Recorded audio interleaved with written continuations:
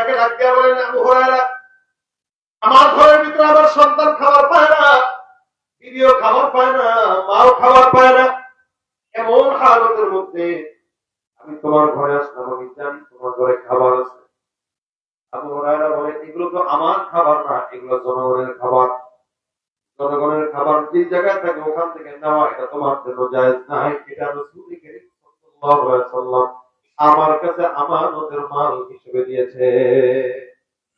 তো এবার ডাক দিয়ে বলে, আমার বাসায় আমার সন্তান অনেকদিন হলো খাবার পায় না, তুমি দয়া করে আমাকে এখান থেকে কিছু খাবার দাও।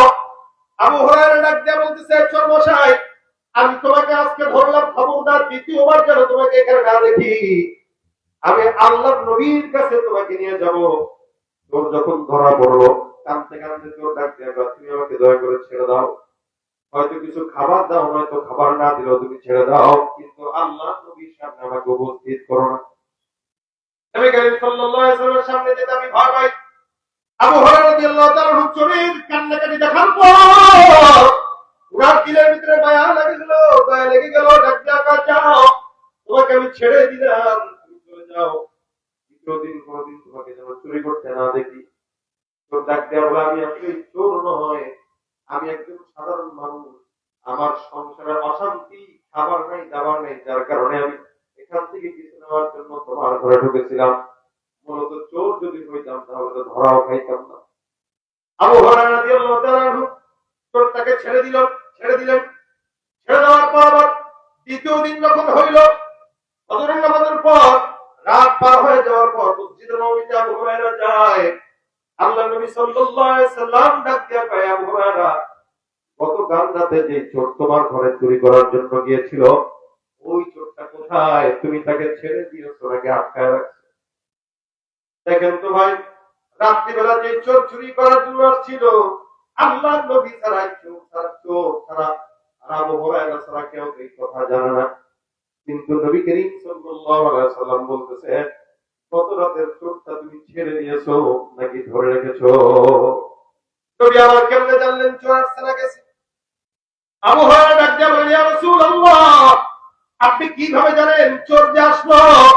আল্লাহ নবী সাল্লাল্লাহু আলাইহি ওয়াসাল্লাম বললেন, আবু হুরায়রা, এই চোরটা গতকাল রাতে আসছিল চুরি করার জন্য, তুমি তাকে ছেড়ে দিলে। এই চোরটা আজকে রাতেও তোমার ঘরে আবার চুরি করার জন্য দ্বিতীয়বারের মতো আসবে। আবু হুরায়রা রাতে হুজুর, গতকাল আমি তারা ছাড়ছিলাম এই শর্তে যে সে আর কোনোদিন চুরি করবে না। নবী ডাক দিয়া কয়, না, সে চুরি করবে না, এটা তো মিথ্যা কথা। আজকে রাতেও তুমি আবার তাকে দেখবা চুরি করার জন্য আসছে।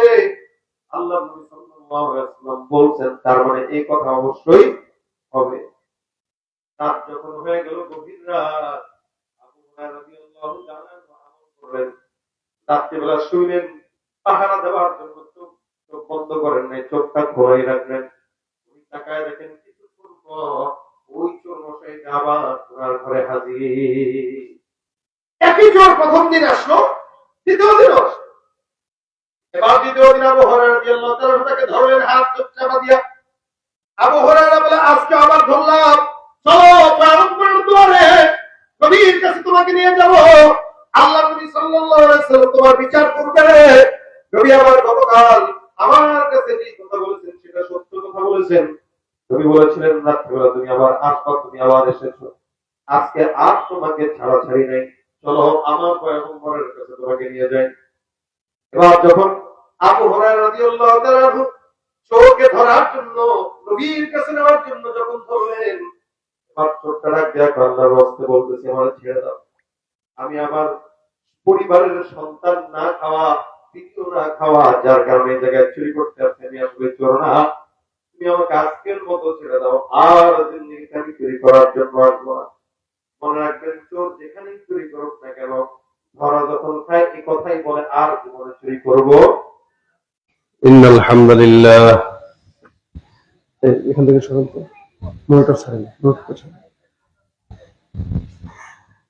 نحمده ونستعينه ونستغفره ونؤمن به ونتوكل عليه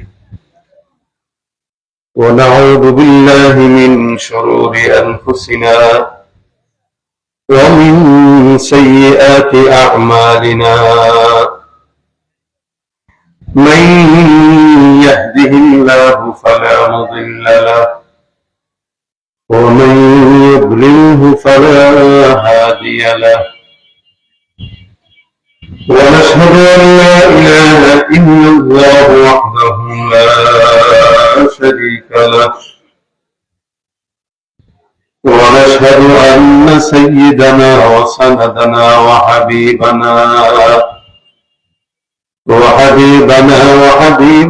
ربنا وطبيبنا وطبيب قلوبنا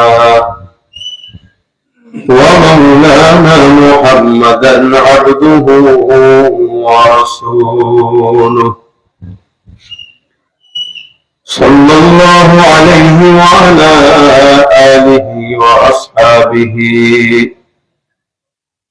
وبارك وسلم تسليما كثيرا الذي أرسله الله تعالى بالحق بشيرا ونذيرا وداعيا إلى الله بإذنه وسراجا منيرا أما بعد فأعوذ بالله من الشيطان الرجيم بسم الله الرحمن الرحيم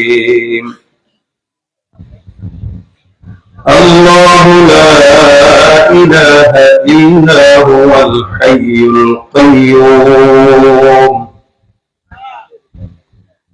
صدق الله مولانا العظيم وقال النبي صلى الله عليه وسلم من قرأ آية الكرسي في دبر كل صلاة مكتوبة لم يمنعه من دخول الجنة إلا أن يموت أو كما قال عليه الصلاة والسلام وقال تعالى إن الله وملائكته يصلون على النبي يا أيها الذين آمنوا صلوا عليه وسلموا تسليما شكرا محمد شريف اللهم صل على محمد وعلى آل محمد كما صليت على إبراهيم وعلى آل إبراهيم إنك حميد مجيد اللهم بارك على محمد وعلى آل محمد كما باركت على إبراهيم وعلى آل إبراهيم إنك حميد مجيد زوال ذكر لا إله إلا الله لا إله إلا الله لا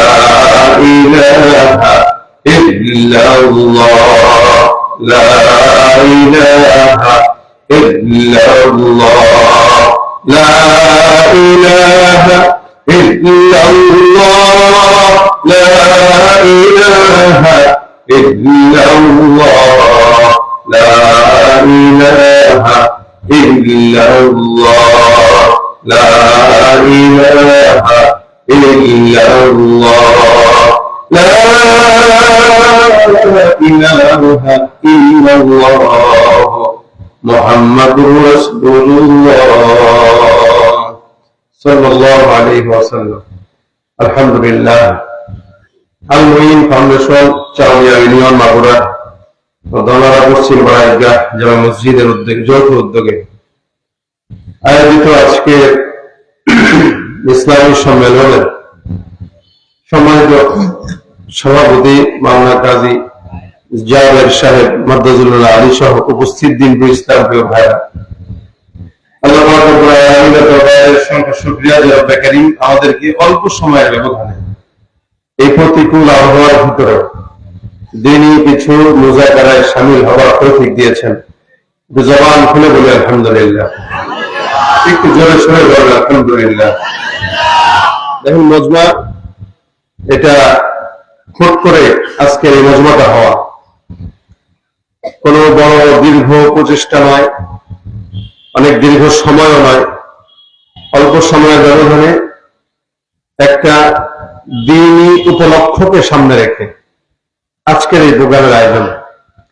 যে উপলক্ষকে নিয়ে মূলত আজকের এই প্রোগ্রামের আয়োজন, ওই উপলক্ষটাও আপনার সামনে ইনশাআল্লাহ আজকের মাহফিলের সম্মানিত প্রধান বক্তা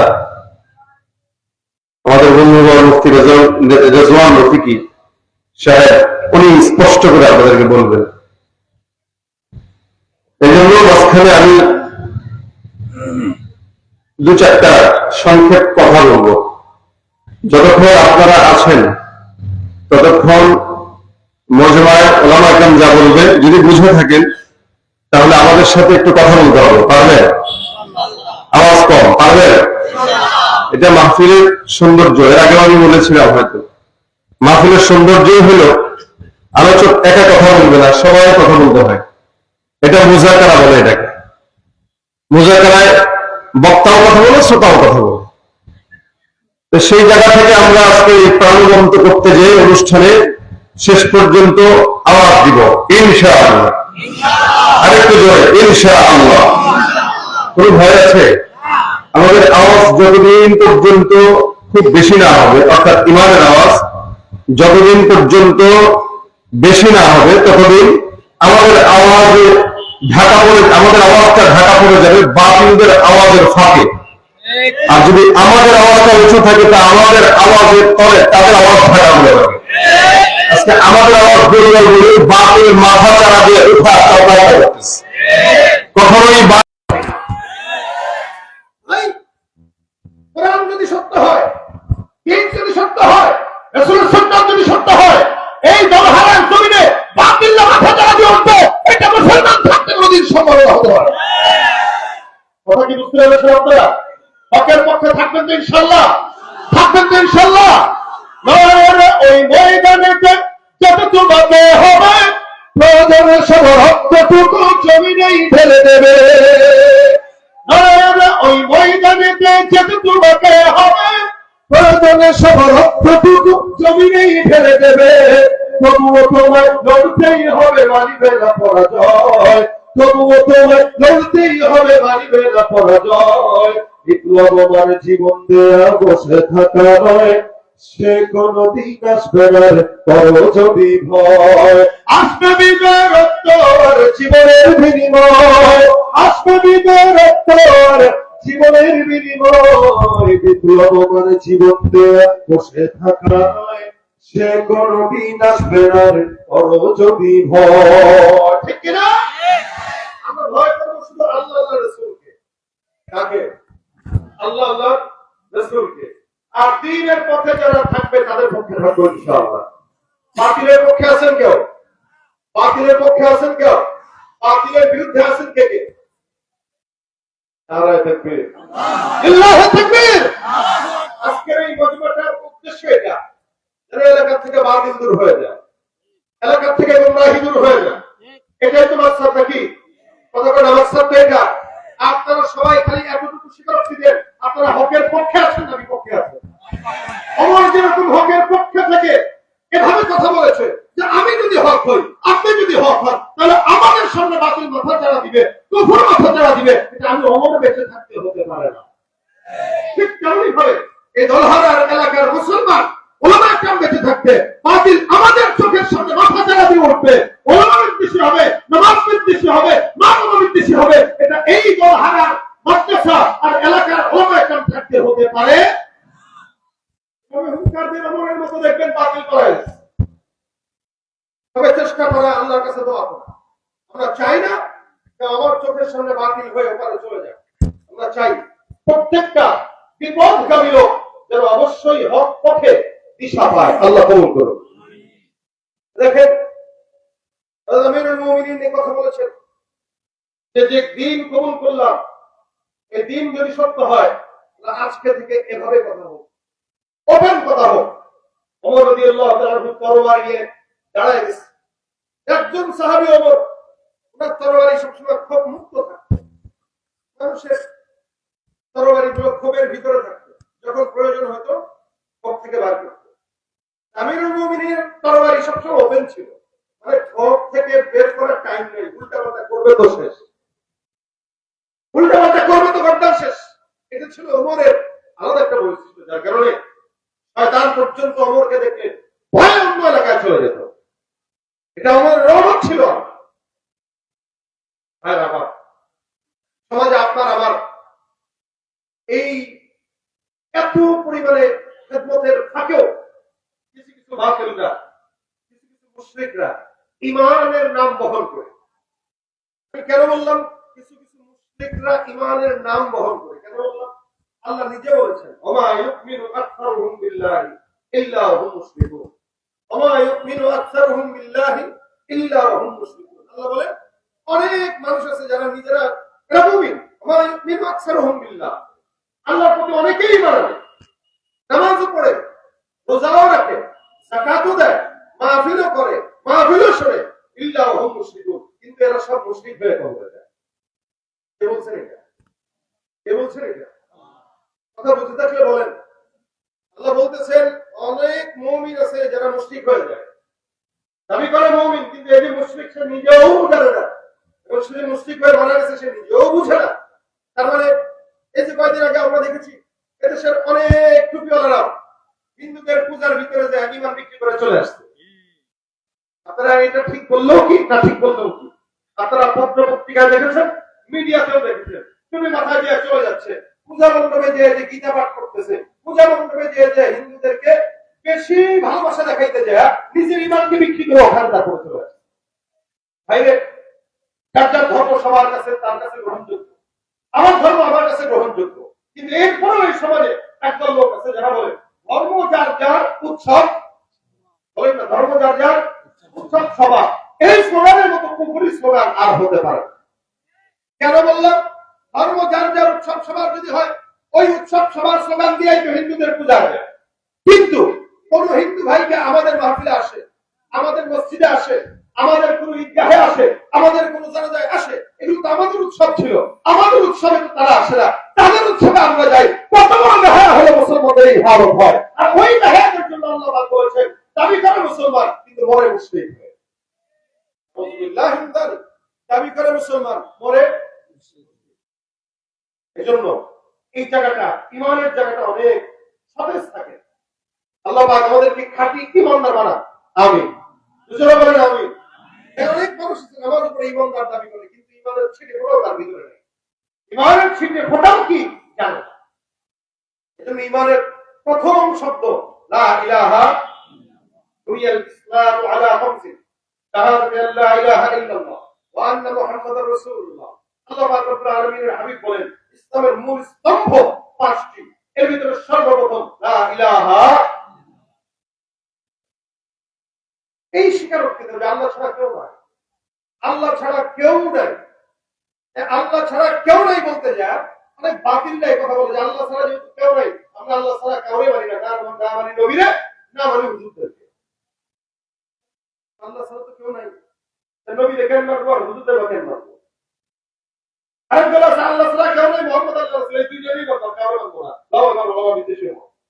অবশ্যই এই পর্যন্ত যারা হাজার বছর পর্যন্ত ইসলাম টিকে আছে, সিলসিলায় যারা টিকিয়ে রেখেছে তারা সব রাসূল থেকে ইসলাম পেয়ে এই পর্যন্ত ওলামায়ে কেরাম নাই।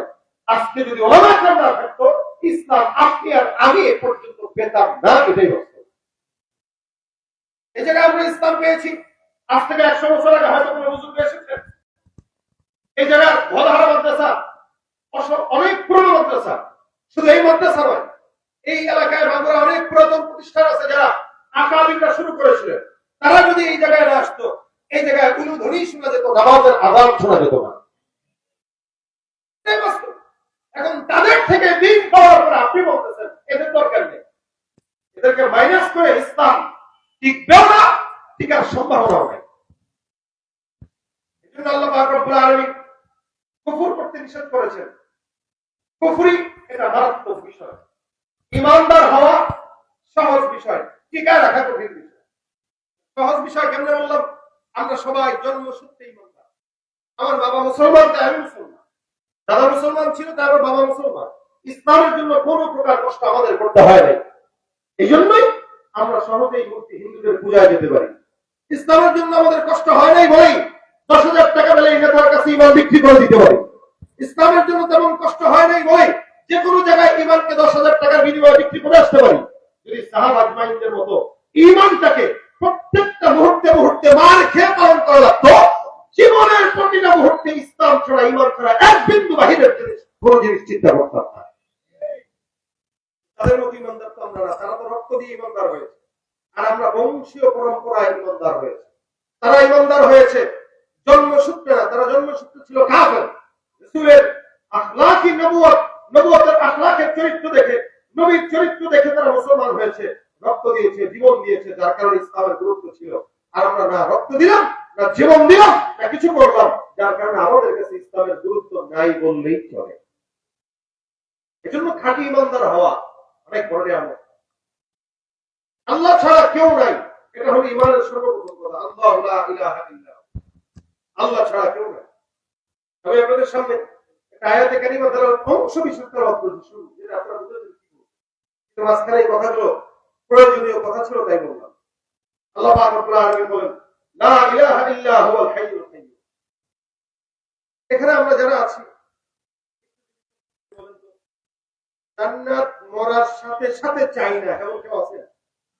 কেউ আছেন যারা কবরে যাবে যাবে ভাব?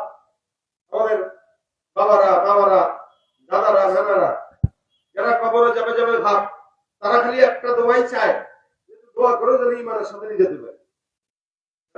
দিনের বুঝ যাদের আছে তাদের কথা, যাদের দিনের বুঝ আছে তারা এই কথাই শুধু স্বীকারোক্তি নেয়, দোয়া করে যেন জান্নাতে যেতে পারি, আল্লাহ ইমানের সাথে নেয়। যুবকরাই দোয়া চায় না, লেকিন যুবকরাও চায় যে মরার পরে কই যাবে, কই যাবে, জান্নাতে যাবে। আমার যেমন চাওয়া, আপনাদেরও চাওয়া, প্রত্যেকটা মানুষেরই চাওয়া, প্রত্যেকটা মুসলমানের চাওয়া। প্রত্যেকটা মানুষ কেন বললাম? যারা বিধর্মী তারাও চায় স্বর্গে যেতে, কিন্তু তারা স্বর্গের ঠিক লাইনটা জানে না। ইহুদি নাসারাও তারাও চায় স্বর্গে যাবে, লাইন ঠিক নেই। মুসলমানরাও চায় জান্নাতে যাবে, লেকিন লাইনটা ঠিক আছে, এই কারণে মুসলমানরা জান্নাতে যায়। বুঝলেন নাই? আল্লাহ বলেন উইদ্দাত লিল মুত্তাকিন, এটা মুত্তাকিদের জন্য। জান্নাত এটা মুত্তাকিদের জন্য। কেন? মুত্তাকিদের রাস্তা ঠিক আছে, এই কারণে এরা জান্নাতে যাবে। আর বাকি যারা, এদের রাস্তা ঠিক নেই, এই কারণে ওরা জাহান্নামে যাবে। আল্লাহ শিখাইছেন আল্লাহু লা ইলাহা ইল্লা হুয়াল হাইয়ুল কাইয়্যুম। যেহেতু প্রত্যেকেই জান্নাতে যেতে চান, এখন জান্নাতে যাওয়ার একটা আমল যদি আমি আপনাদেরকে বার্তায় দেই, আপনারা কি আমলটা শুনবেন মানার উদ্দেশ্যে? ইনশাআল্লাহ জোরে বলেন। সবাই শুনবেন মানার উদ্দেশ্যে ইনশাআল্লাহ। আল্লাহ আমাদেরকে মানার তৌফিক দান করুন। আমিন। একদম আসান তরিকা। জান্নাতে যাওয়ার যদিও আরো আলাদা আলাদা রাস্তা আছে, অনেক রাস্তা আছে। এই রাস্তায় জান্নাত, ওই রাস্তায় জান্নাত, ওই রাস্তায় জান্নাত, অসংখ্য রাস্তা বাতলাই দিয়েছে। কোন রাস্তা আপনার সহজ আপনি যেতে চান? যেমন মাগুরায় আসার রাস্তা, ঢাকা থেকে আরিচা দিয়েও আসা যায়, পাটুরিয়া দিয়ে আসা যায়, আবার ভাঙ্গা দিয়ে ফরিদপুর দিয়েও আসা যায়, আবার নড়াইল দিয়েও আসা যায়। এখন আপনার জন্য সহজ কোনটা, আপনি সেটা বাঁচবেন। আমি কিভাবে আসছি? গত কয়েকদিন আগে আসছিলাম, ঘাট পার হয়ে আসছি, 5 ঘন্টা লেগে গেছে। এর আগে আসতাম হলো পদ্মা ব্রিজ দিয়ে, ভাঙ্গা দিয়ে, ফরিদপুর দিয়ে আসতাম, কিন্তু রাস্তাটা ভাঙা থাকার কারণে এখন ওই রাস্তা পাল্টাতে হবে। কি করব? 2 রাস্তা দিয়ে গেলেই 5 ঘন্টা, 6 ঘন্টা, 7 ঘন্টা। আসতে তো পারবো, টাইম একটু কম আর বেশ, আসতে তো পারবো রাস্তা ধরে। এখন কালকে রাত্রে রওনা দিয়ে চিন্তা করলাম কি করব, সোজা নড়াইল রোড দিয়েছি, নড়াইল গিয়ে তারপর বাড়ি আসবো। আলহামদুলিল্লাহ দেখি 3 ঘন্টায় চলে আসছে। যে ঘাট দিয়ে আসে সেও আসে, যে ভাঙা হয়ে আসে সেও আসে। আজকে রেজল নবীকে সব ফোন দিলেও বলমারি দিয়ে তুমি আসতে পারবো, আসবে। সেও বলমারি দিয়ে আসতেছে, আবার আমি আসছি নড়াইল দিয়ে, এদিক দিয়ে আমিও আসছি। সবাই তো একই জায়গায় যাবে, হয়তো কেউ একটু আগে যাবে, কেউ একটু পরে যাবে। আমার কাছে মনে হইলো নড়াইল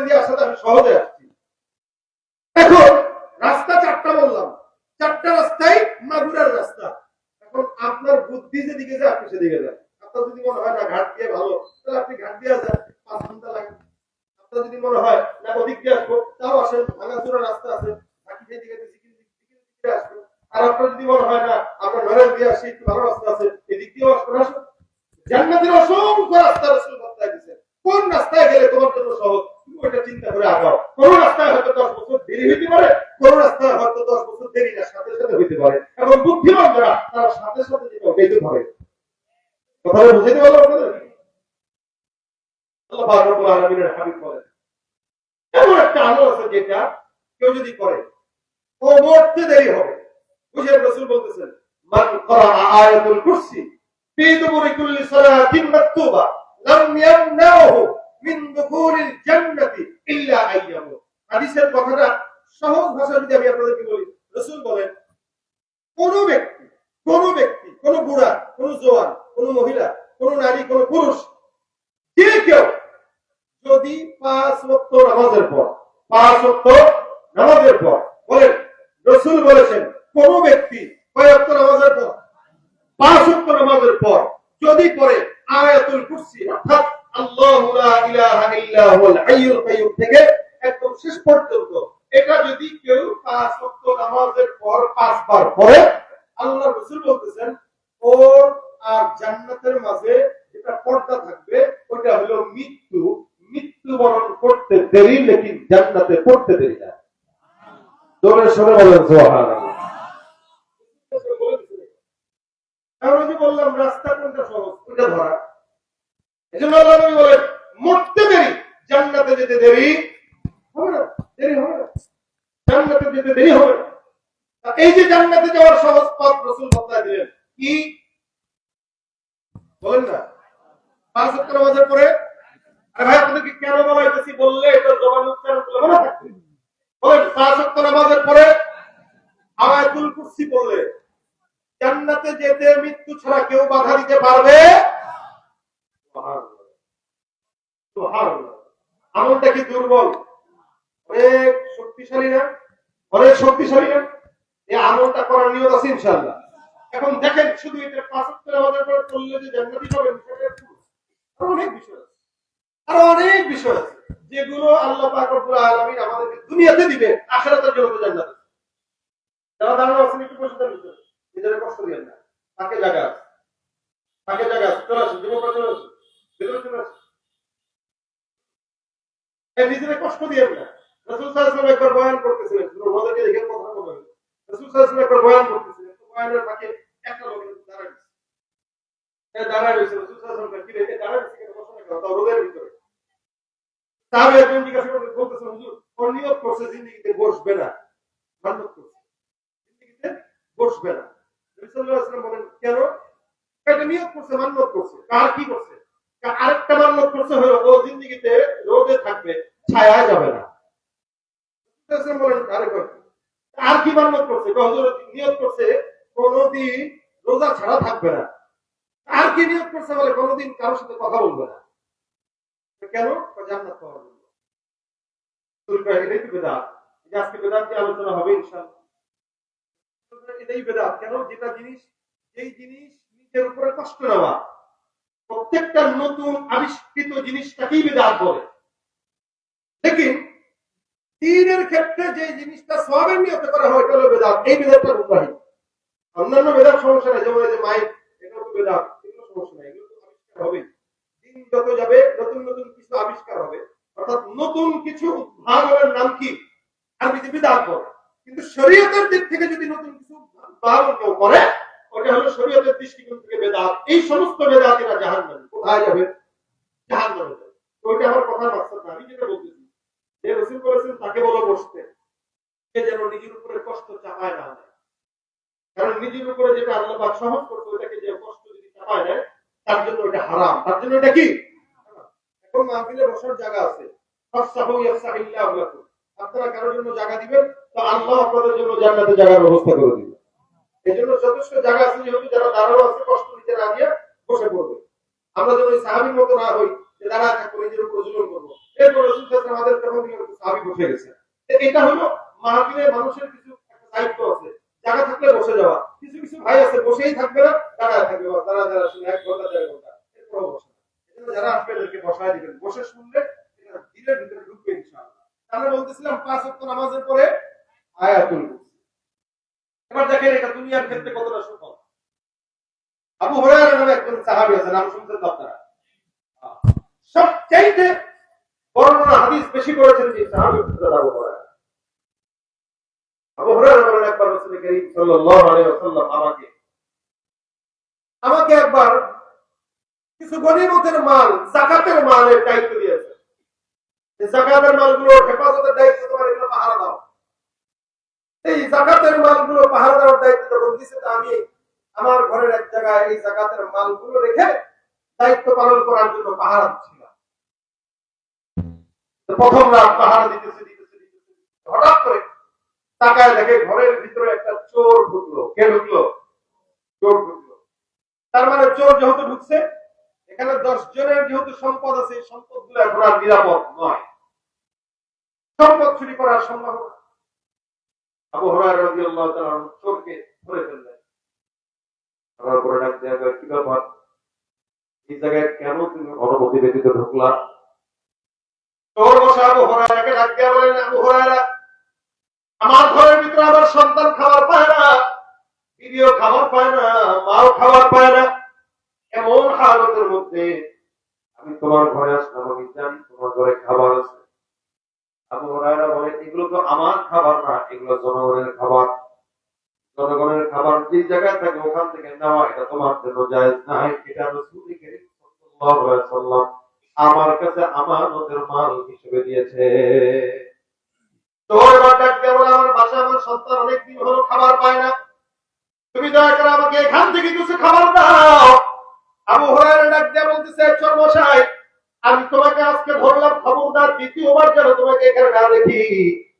আমি আল্লাহর নবীর কাছে তোমাকে নিয়ে যাব। চোর যখন ধরা পড়লো, কাঁদতে কাঁদতে চোর ডাক দিয়ে, তুমি আমাকে দয়া করে ছেড়ে দাও, হয়তো কিছু খাবার দাও, নয়তো খাবার না দিলেও তুমি ছেড়ে দাও, কিন্তু আল্লাহর নবীর সামনে আমাকে উপস্থিত করো না। নবী করিম সাল্লাল্লাহু আলাইহি ওয়াসাল্লামের সামনে যেতে আমি ভয় পাই।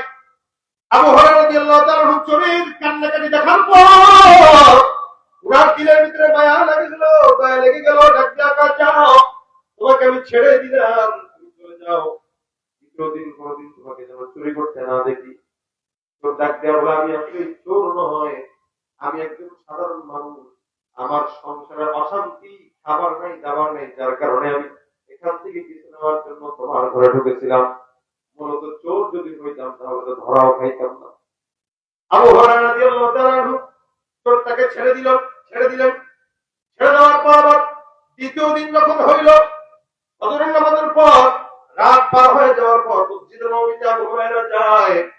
আল্লাহর নবী সাল্লাল্লাহু আলাইহি ওয়াসাল্লাম ডাক দিয়ে কয়, আবু হুরায়রা, গতকাল রাতে যে চোর তোমার ঘরে চুরি করার জন্য গিয়েছিল, ওই চোরটা কোথায়? তুমি তাকে ছেড়ে দিয়েছো নাকি আটকায় রাখছো? দেখেন তো ভাই, রাত্রিবেলা যে চোর চুরি করার জন্য আসছিল, আল্লাহর নবী ছাড়া, চোর ছাড়া আবু হুরায়রা ছাড়া কেউ এই কথা জানে না। কিন্তু নবী করিম সাল্লাল্লাহু আলাইহি ওয়াসাল্লাম বলতেছে, গত রাতের চোরটা তুমি ছেড়ে দিয়েছো নাকি ধরে রেখেছো? নবী আবার কেমনে জানলেন চোর আসছে না গেছে? আবু হুরায়রা ডাক দিয়ে বলেন, ইয়া রাসূলুল্লাহ, আপনি কিভাবে জানেন চোর যে আসলো? আল্লাহর নবী সাল্লাল্লাহু আলাইহি ওয়াসাল্লাম বললেন, আবু হুরায়রা, এই চোরটা গতকাল রাতে আসছিল চুরি করার জন্য, তুমি তাকে ছেড়ে দিলে। এই চোরটা আজকে রাতেও তোমার ঘরে আবার চুরি করার জন্য দ্বিতীয়বারের মতো আসবে। আবু হুরায়রা রাতে হুজুর, গতকাল আমি তারা ছাড়ছিলাম এই শর্তে যে সে আর কোনোদিন চুরি করবে না। নবী ডাক দিয়ে কয়, না, সে চুরি করবে না, এটা তো মিথ্যা কথা। আজকে রাতেও তুমি আবার তাকে দেখবা চুরি করার জন্য আসছে। আল্লাহ নবী সাল্লাল্লাহু আলাইহি ওয়াসাল্লাম বলছেন, তার মানে এই কথা অবশ্যই হবে। রাত যখন হয়ে গেল, গভীর রাত, আবু হুরায়রা রাদিয়াল্লাহু তাআলা আমল করলেন।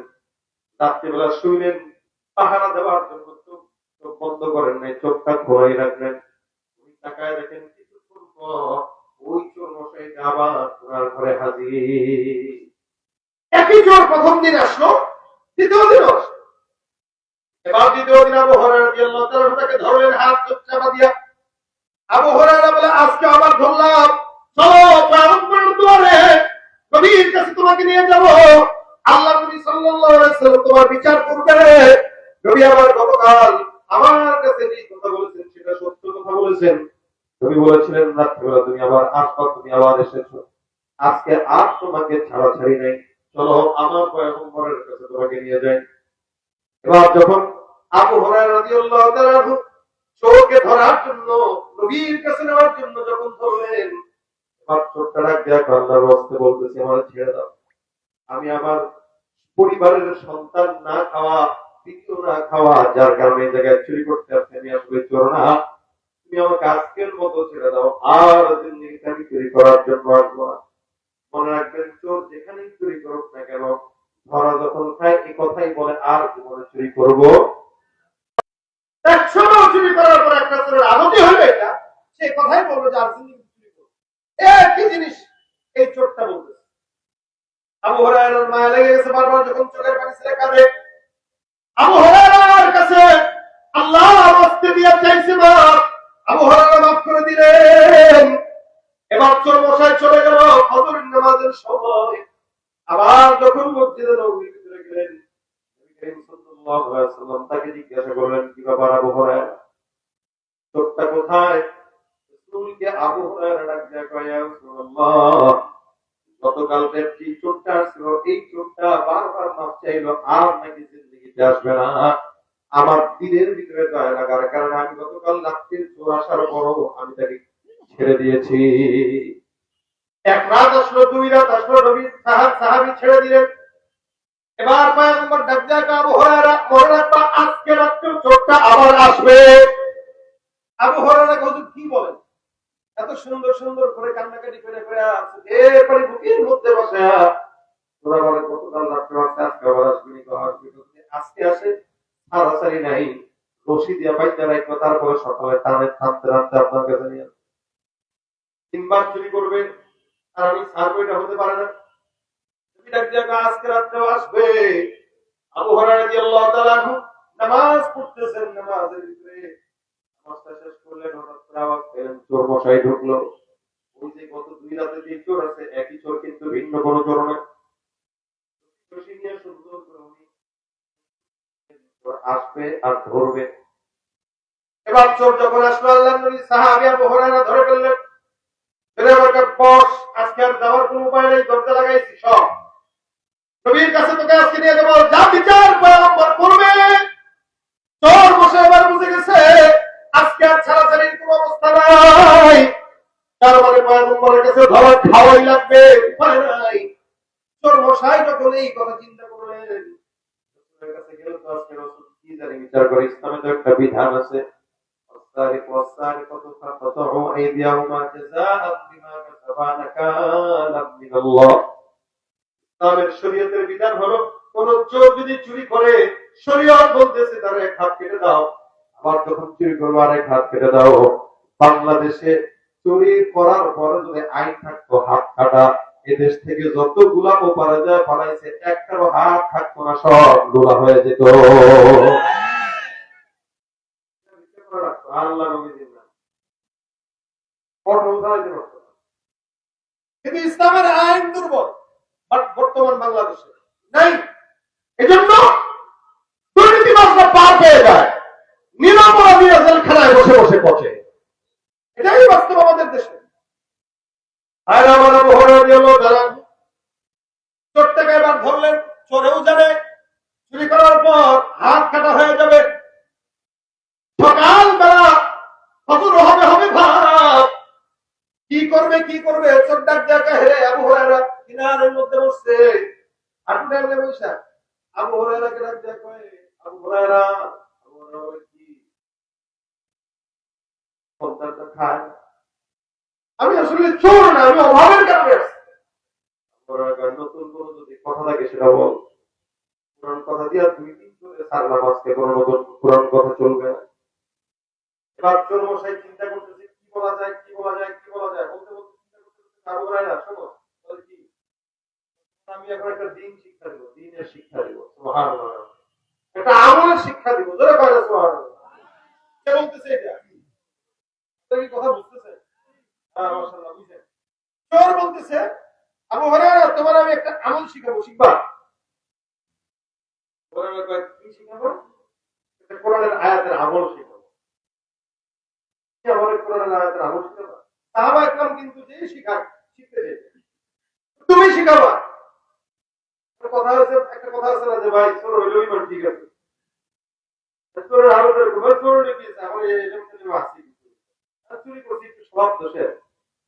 আবু হুরায়রা বলে, তাহলে শিখাইতে পারবা? বলে পারবো। যদি আমার পছন্দ হয় তাহলে না, আমি যেটা শিখাবো আমি জানি এটা তুমি জানো না। চোর বলতেছেন কি, আমি জানি আমি যেটা তোমার শিখাবো এটা তুমি জানো না, এমন একটা জিনিস শিখাবো, তবে শর্ত হইলো আমার ছাড়তে হবে। আবু হুরায়রা বলেন, ঠিক আছে যা, তুই আমার যেটা শিখাবি এটা যদি আমার পছন্দ হয়, আমি যদি এটা আসলেই না জানি থাকি আর যদি নতুন জানি, তাহলে তোরে আমি আল্লাহর নামে ছেড়ে দিব। তোরের সাথে একটা চুক্তি হয়েছে, যেমন শিখাবি আমরা হলে তুই আমার 10,000 টাকা দে। প্রশাসন যখন ধরে অপরাধী 50,000 টাকা দিয়ে ওখান থেকেই পার হয়ে যায়, আর নিরপরাধীরা বছরকে বছর জেলখানায় পচে শুধুমাত্র ঘুষ না দেওয়ার কারণে। বলেন ঠিক কিনা?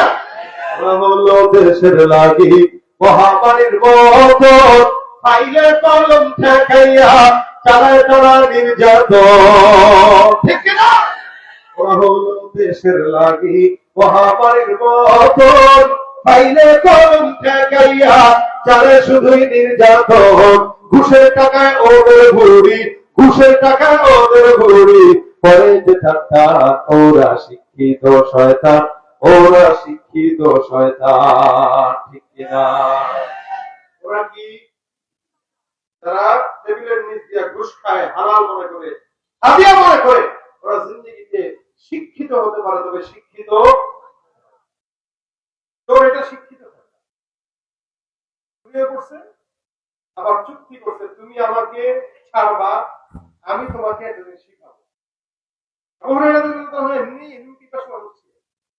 এই জন্য মসজিদের নববীর গেটে পড়ে থাকতেন, ঘন্টার পর ঘন্টা পড়ে থাকতেন, এমনকি ক্ষুধার তাড়নায় খাবার পর্যন্ত পেতেন না। ক্ষুধার তাড়নায় কাটাকাটি শুরু হয়ে যেত, লাফালাফি শুরু করতেন, মানুষ দেখতে মনে করতো মির্গি বেড়াম ঘুরছে। এই ছিল আবু হুরায়রা।